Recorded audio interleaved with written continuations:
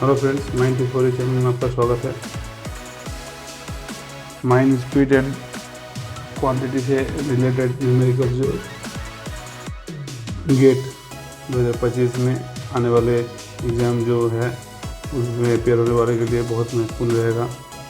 साथ में DGMS द्वारा आयोजित first class and second class mind managers competency examination का वेंटिलेशन सब्जेक्ट का जो क्वेश्चन पूछे जाते हैं न्यूमेरिकल बेस्ड क्वेश्चंस में ये mind speed and quantity, mind speed means mind का फैन स्पीड और क्वांटिटी जो है उससे related mind fan speed and quantity related जो न्यूमेरिकल्स है उसके बारे में आज हम लोग आलोचना करेंगे। और जो भी इम्पोर्टेंट न्यूमेरिकल्स वो भी हम बना के दिखाएंगे जो पिछले एग्जाम्स में पूछे गए हैं। तो पहले हम लोग समझ लेते हैं कि फैन लॉज क्या है।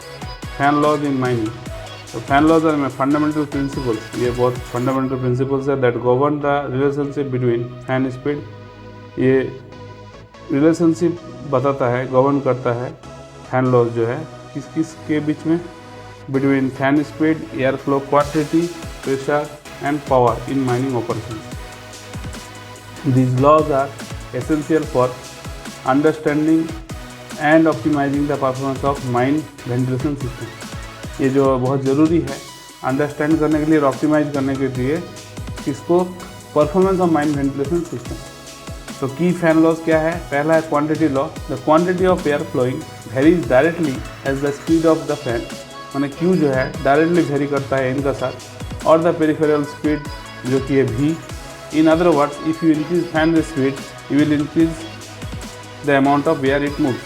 तो n बढ़ने से q भी बढ़ेगा, v बढ़ने से q बढ़ेगा। ये हो गया quantity law.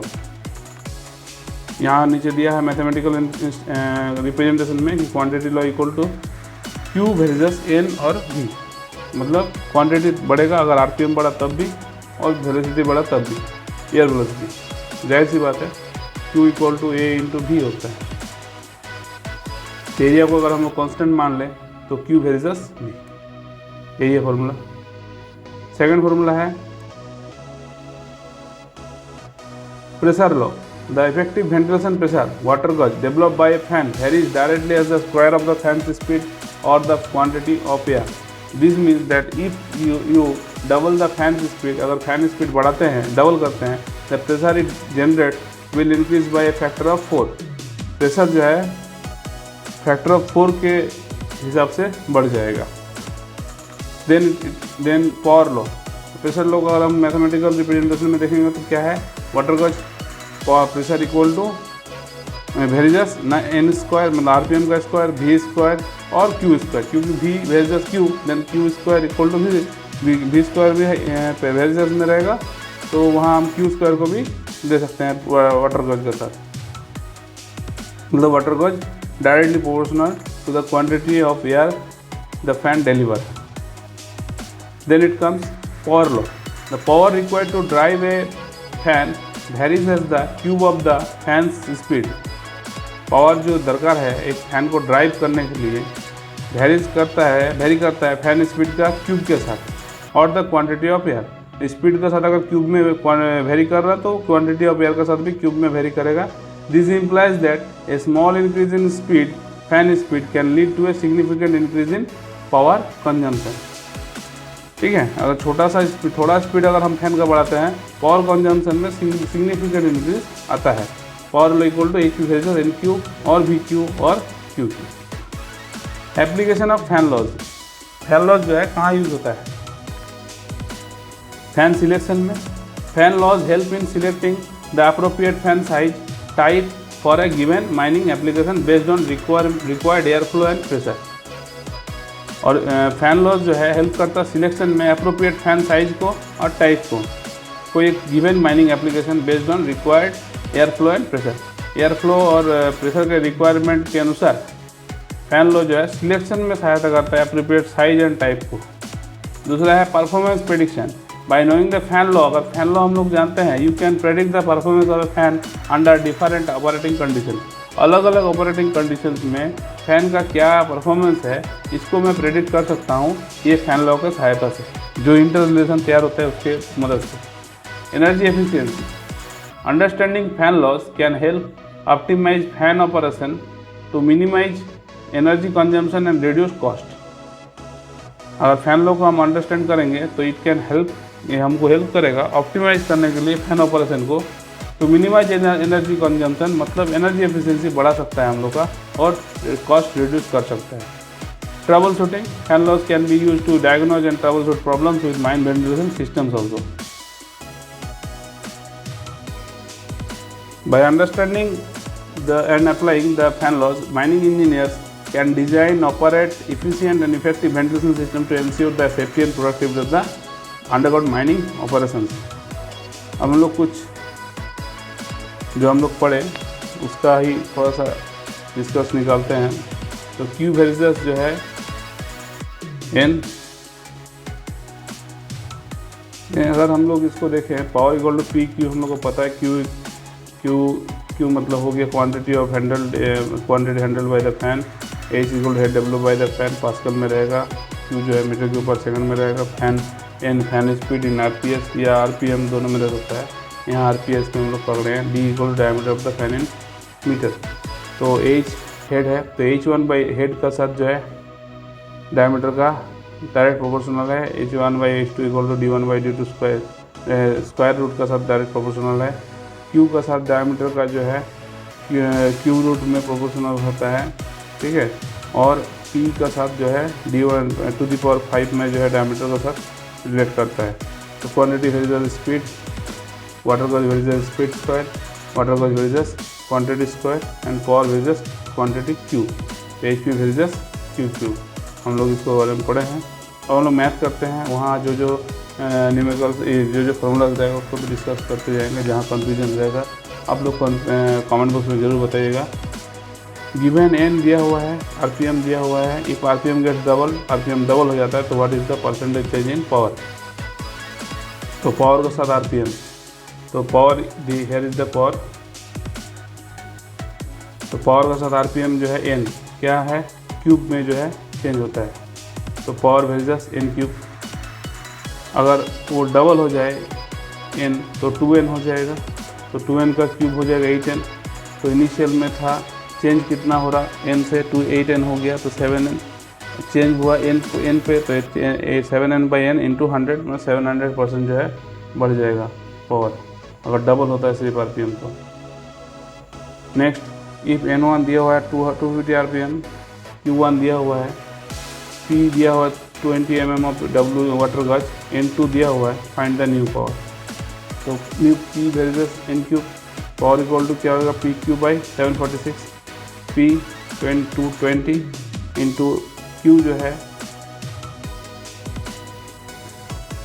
To change the mm of water gauge to newton per meter square, we have to multiply it with G, value G मतलब 9.81, that's why we use here 20 as a P into 10.81, it is total as P, okay, into Q is 25 meter cube per second divided by 746, then we will get the 6.57 HP. Then it comes P1 by P2 equal to NY by N2 cube, P2 then हो जाएगा N2 by N1 into P1 value पता है हमको, N2 N1 पता है हमको, तो हम लोग को मिल गया P2। अभी हम लोग का निकलने बोला है न्यू पावर, अभी हम लोग को प्रेशर निकला, प्रेशर 2 निकला, Q1 equal by Q2 equal to Q NY by N1 by N2, then we will get also the Q2, then we will get the power, new power. तो Q2 हम लोग का पास पता है, Q2 हमको पता है 7 by divide by 746 HP, then we will put the values P2 and Q2 divided by 746, we will get 0.537 HP। ये हम लोग आपका रेफरेंस के लिए दे दिया है यहाँ, ठीक है, ताकि आपको पता चले कन्वर्जन कैसे करना है। Next quantity and pressure develop by fan is 30 metre cube per second and 110 pascal. Find the change in RPM required to reduce the power by 50%, ठीक है। तो Q दिया हुआ है, P दिया हुआ है, power equal to P into Q, तो 33300 हो गया power. Next 3300 of water gauge. Next power equal vary करता है एन क्यूब का साथ, तो n1 हो जाएगा cube root of power, then cube root of 3300 equal to हो जाएगा 14.88 RPM। Power reduce by 50%, then new power कितना होगा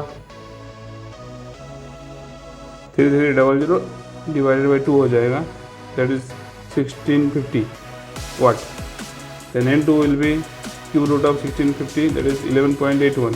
तो चेंज इन RPM कितना हो गया n2 minus n1 divide by n1 into 100 minus 20.63%।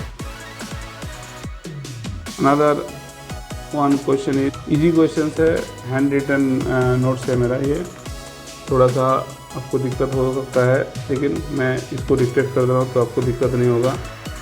F1 motor is overloaded by 30% at 6000 meter cube per minute.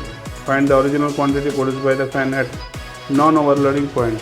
So if the motor is overloaded, it means it affects RPM. तो Q equal to हो गया 6000 divided by 660, then हो गया ये metre cube per second में आ गया value.